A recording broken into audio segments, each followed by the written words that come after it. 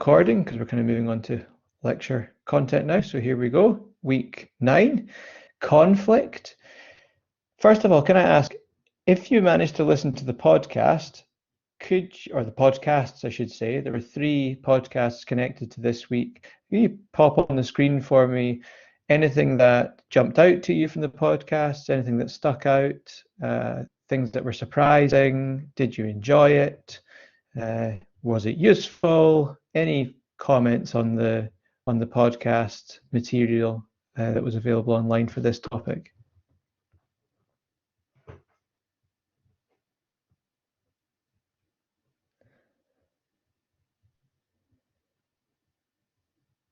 Okay, that's interesting to notice. You forgot about groupthink. I know there's all these. So this is why I'm so fascinated by teams. There's all these trapdoors in teams. You just get to psychological safety and everything is great and we're all best pals, and then suddenly you're falling foul of groupthink. Bloody annoying. But indeed, conflict isn't always bad, and that was one of the main discussion points for the first podcast, was this idea of virtues and vices of conflict and how different people look at it. Any other reflections on the podcast material? Good, bad, ugly, surprising? Do you disagree with stuff? Did you find...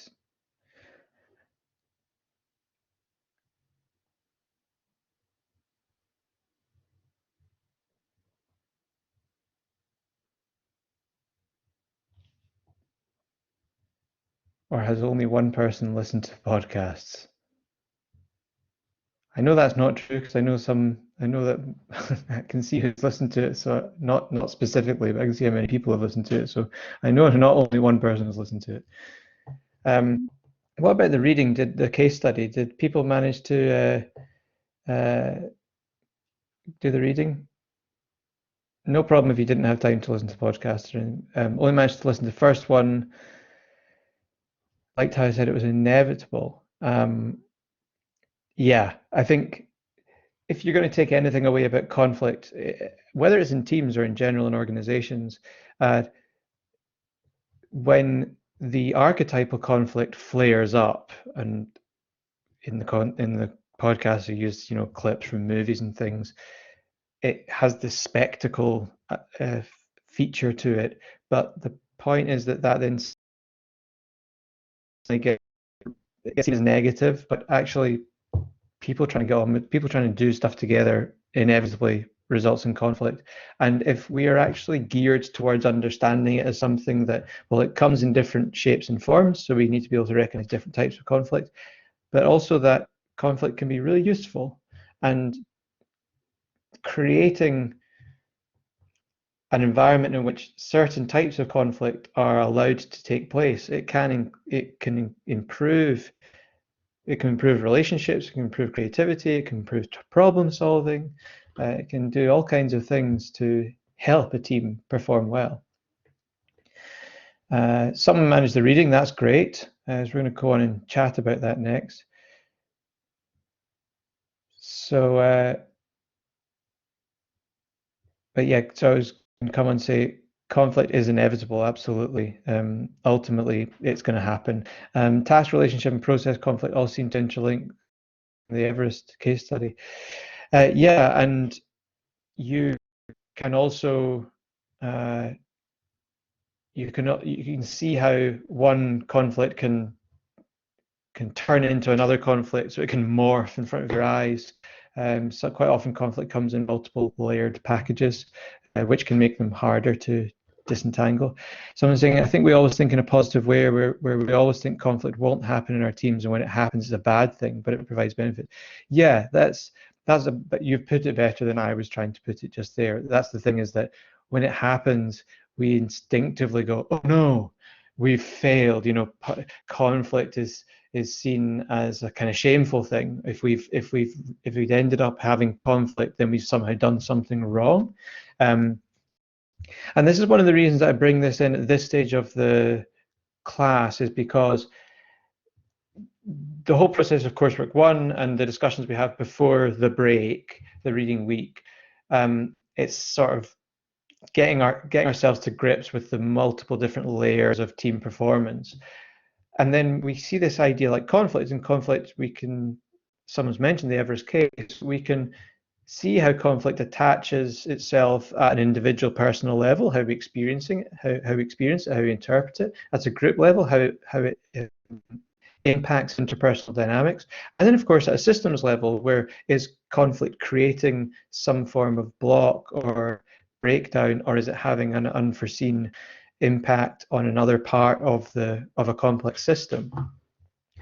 But why I bring it in particular at this point is that when you really get to thinking about conflict, and if you haven't managed to listen to the podcast, I mean, I know that I am enormous suffering from cognitive bias when I say I think the podcasts are great, but even if you haven't managed to listen to them for this class, have a listen to them before you think about how you might use conflict for your coursework 2, because as I was long-windedly getting to, that's the reason it's here at this part of the class, is that you might want to think of a way in which you're going to design in a way of simulating or stimulating conflict. So trying to find a way of essentially forcing a group through what Bruce Tuckman would call a storming period. You're trying to force them to engage in conflict that perhaps leads to greater bonds,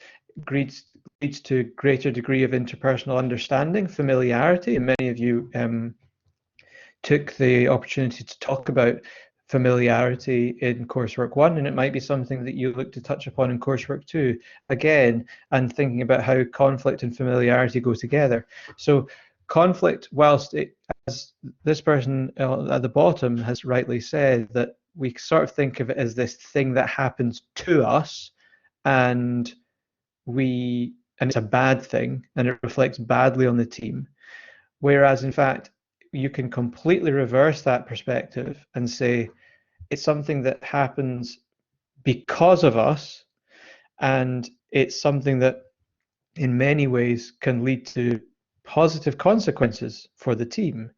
And the interesting thing about all of that is that at this meta level, if you imagine, right, imagine we're all in a team now, although it's a slightly bigger team with 19 people, but if we are all experiencing a moment of conflict, but we've all got the benefit of having done the learning that you've all done in advance of this class, when the conflict happens, we naturally have an entirely different perspective on it, because we don't see it as this awful thing that's happening to us. We see it as this inevitable natural thing that happens because of us that actually might lead to positive things for the group. And so our mindset simply changes the nature of the conflict because of the way we look at it. It's quite amazing. And I think the same about teamwork. So one of the things, actually, you could tell me on screen if you're interested, because I've got another interview that I've done that I'm going to do my best to get done in all the sound stuff done and sorted, so that you can listen to it in relation to next week's class, because the guy that I spoke to talked a lot about learning. But I've also done another interview with someone from Facebook, and she was talking a lot about teams. And one of the really interesting things that she was talking about was Facebook's kind of corporate culture is all about teamwork. So she was saying she found it really hard to talk about teamwork because it was so second nature to her in working in Facebook. But the thing is that that's kind of my interests around about teams and my research is, well, how many teams actually don't see teamwork as a thing to care about? If you're constantly going about your daily duties with an understanding that you're doing teamwork while you're engaging in your work, then that makes you behave differently towards your colleagues. So just a very understanding of what teamwork is and having a kind of team mindset changes the way that you view your interactions and actually changes your behavior. So would you like to have access to that Facebook interview as well? Just say on screen, because I'm very happy to do it. It's just it's recorded. and I need to put it through software and organize it and things for me to share it with you. But if you're interested to hear that too, I'll do that too. So it seems a few of you are interested, so I'll definitely do that. It might not be in time for next. In fact, I can promise you it won't be in time for next week, but it'll be in time for you to maybe think about it for your coursework. It's a pleasure to do it for you. So as long as you're keen to listen to it, I'm happy to do it for you. No problem. She was really interesting. She's Swedish, but she works for Facebook in London. So yeah. Okay, so let's move on to this this case. Now, I don't know how many of you here have managed the reading. Obviously, some of you have. I'm just going to share the slides. Blackboard Collaborate was being weird again today. I couldn't actually upload anything, so I'm going to share a tab with you.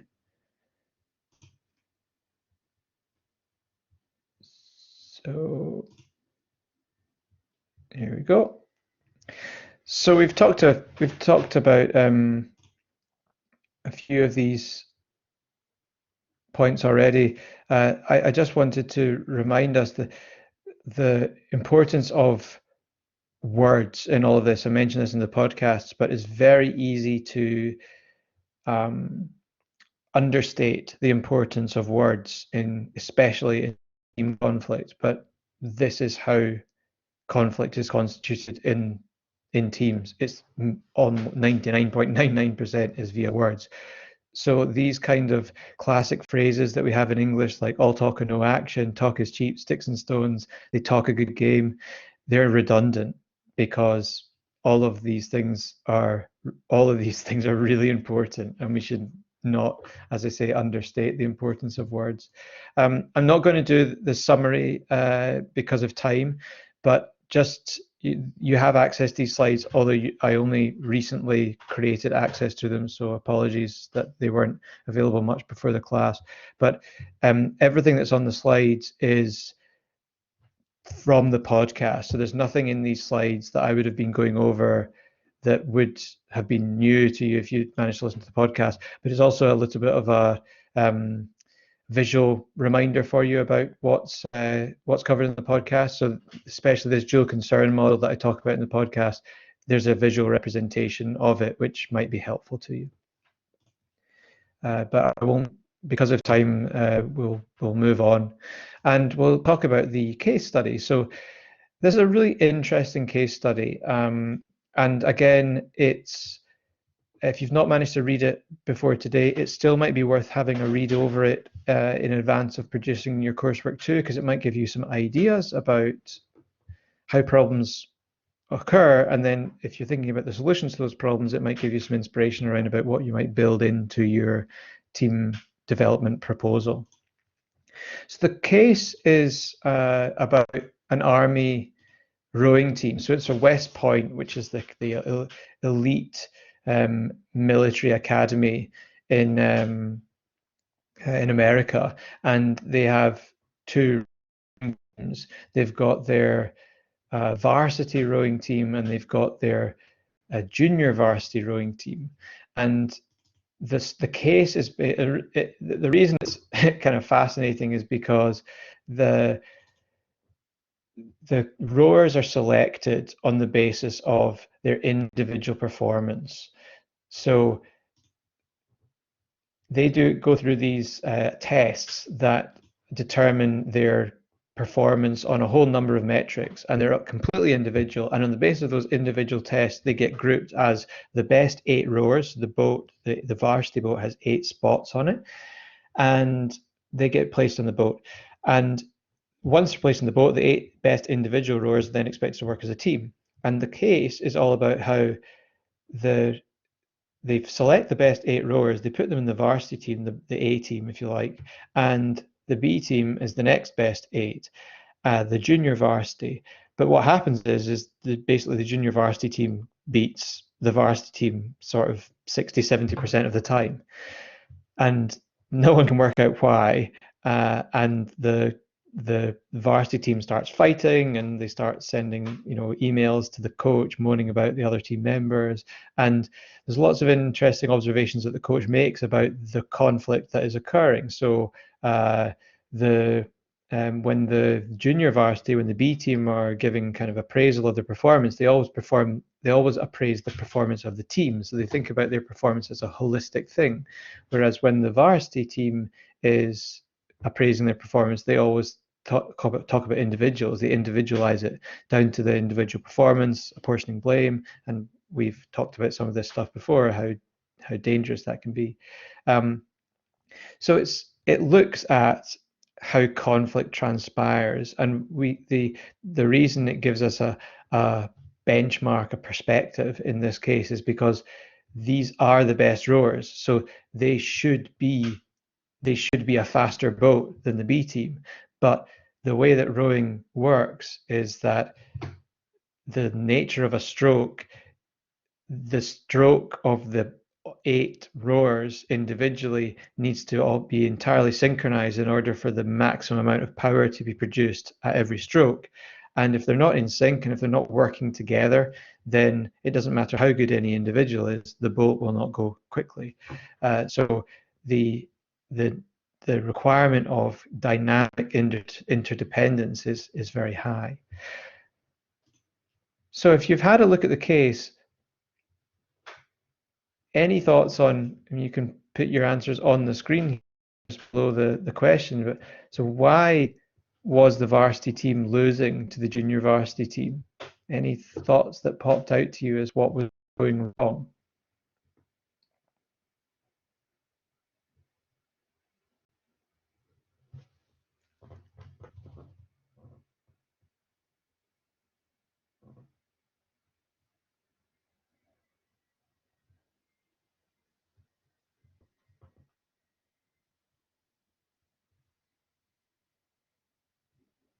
Even if you've not managed to read the case, from what I've said, talking about the nature of rowing, 8 individuals. Oh, you can't seem to write on the screen. Sorry. I'll put a whiteboard up. Beg your pardon. For now. See if I can paste a couple of those comments in for you. So Scott, you're saying team culture. Good.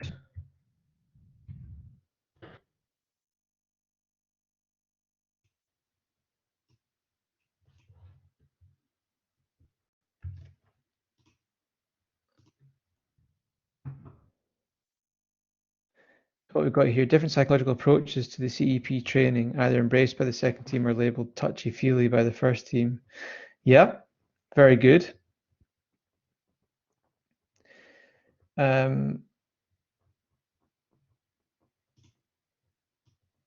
So Murray, I just pasted your comment in there from the chat. Thanks for that. Varsity team were not, is that, I assume that's meant to say synchronized. Yes, absolutely. I paste that in.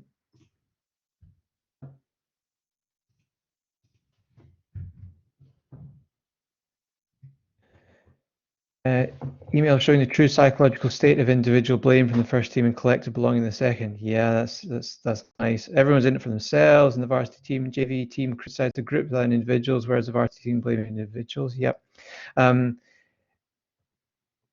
It's a fascinating thing when you've got this comparison. The other feature that I think, and someone's mentioned culture.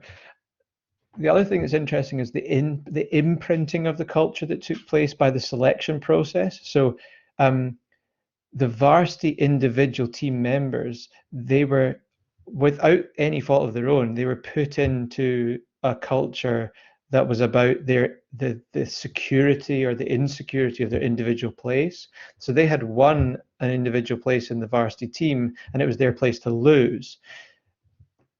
Therefore, the attitude that they go in with is on an individual basis, whereas the junior varsity team have none of that because they're just a group left behind. Do you see what I mean? So they have not individually gotten a place on the junior varsity boat. They have collectively not got a place on the varsity team. So they've got an imprinting of being united around something, whereas the varsity team have an imprinting of being individualized. So I think that's a fascinating dynamic to consider. The junior varsity team also had a common enemy, if you like. So they were just collectively out to beat the varsity team, whereas the varsity team are racing against the fear of losing their spot. So individually, they're far more concerned with their individual performance. And I feel like that's one of the things that translates over into what we saw in the emails, which is, I think is amazing to be able to refer to individual emails that were sent. I think that makes this case really intriguing. Okay, that's really good stuff, guys. The question was, why did the varsity team lose to the JV team?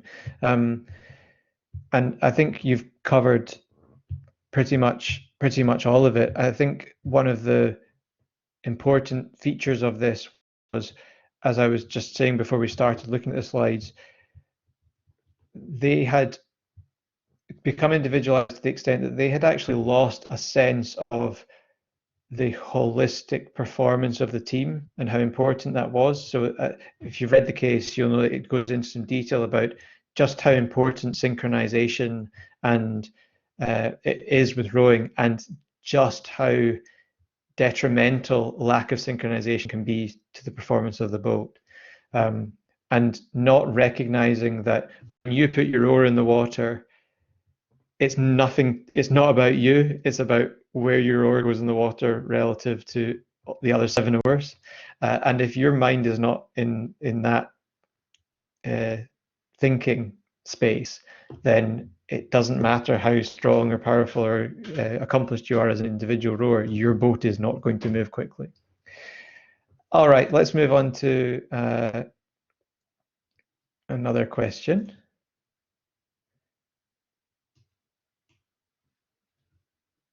I can't cut and paste from that. It's annoying. I'm gonna clear the whiteboard here, folks. Okay, so thank you for that. I'm going to put another whiteboard up. Here's $1 million question.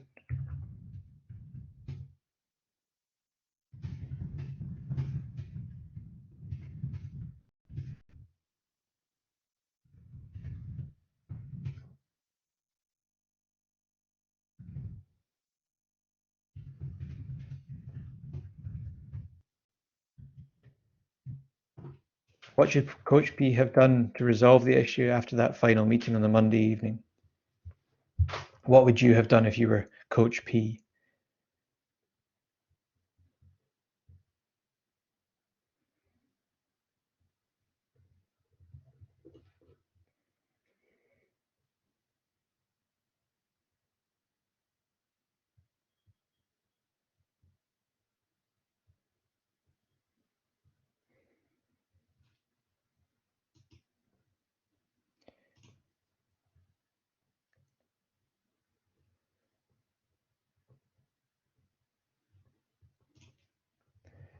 You'd have swapped teams, but put emphasis on the fact it's because they acted like a team.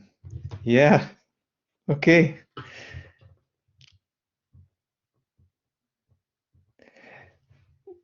Isn't that so?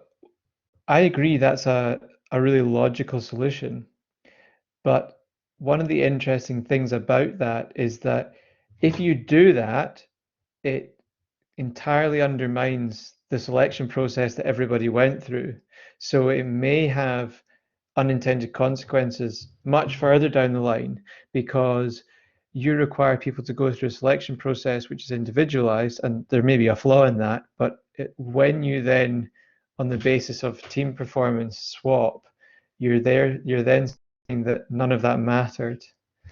And I'm not saying that I wouldn't swap the boats, but I'm just challenging you on your thinking. What would you say to that?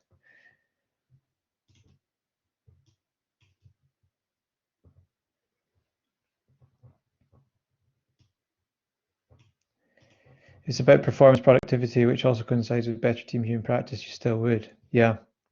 Well, I like to think that as now advanced team performance dynamic specialists, you'd probably take issue with the means that people were selected for the boats in the first place. I certainly would. Then each person is an individual fight to get back into the A boat.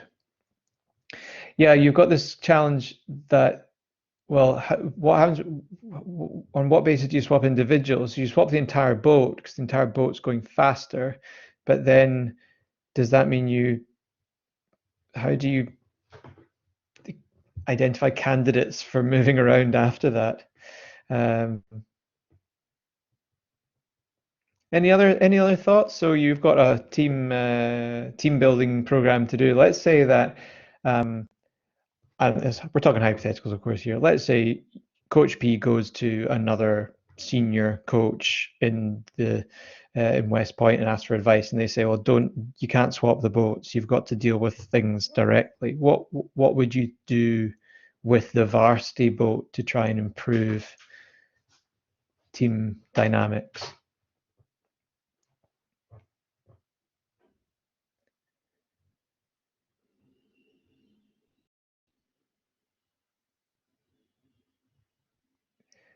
I like the short response of take them out of the boat. Fabulous. Tell me more. So put the varsity team through behavior cognitive training. Get them train together on land first. Okay, really interesting. What else? Any other thoughts?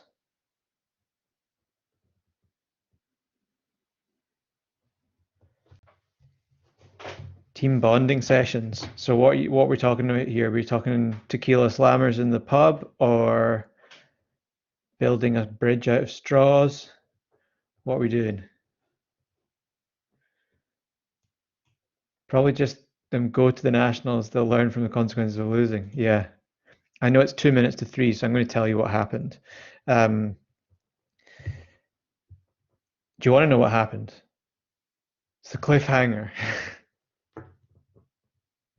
So he got them. So Coach P, so left them on the Monday night when they all, walked off in different directions, and that's where the sort of case ends.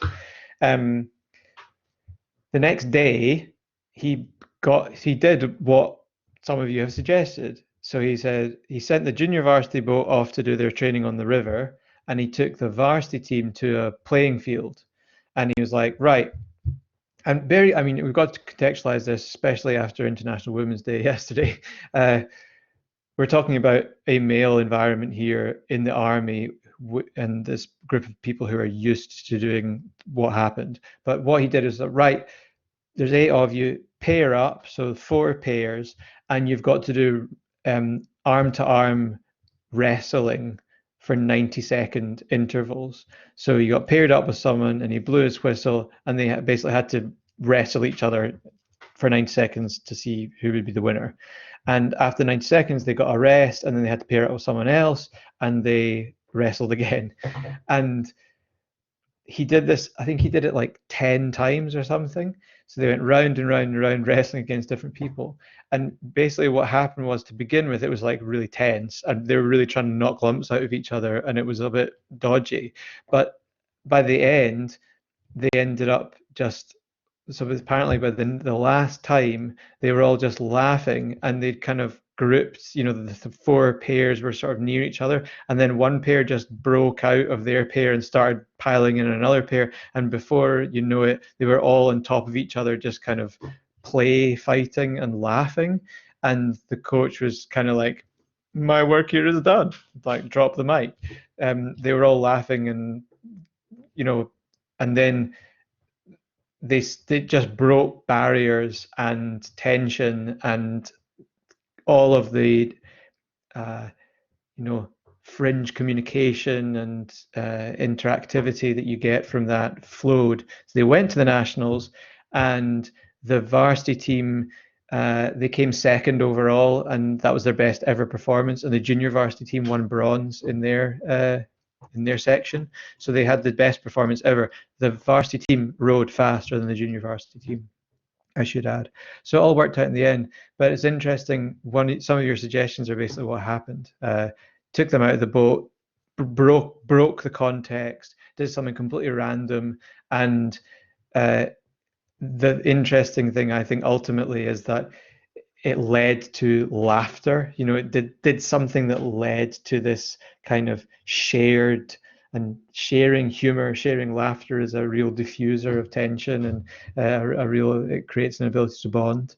There's a whole slew of psychological study on laughter. Like we don't watch comedy shows on our own and laugh out loud all that often, but if we're with other people, we laugh. So laughter, being able to laugh with other people, has this bonding effect.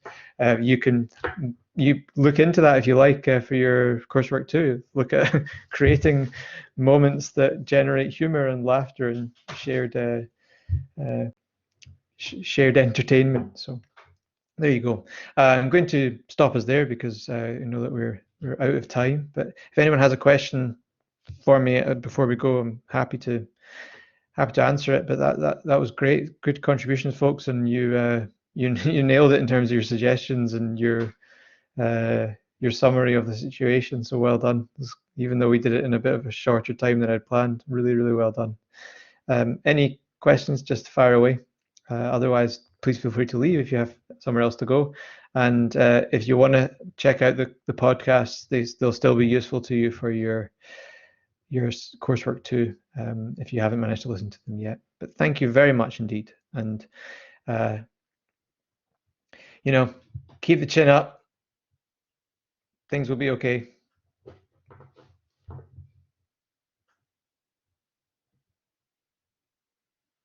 And ciao, Giorgio.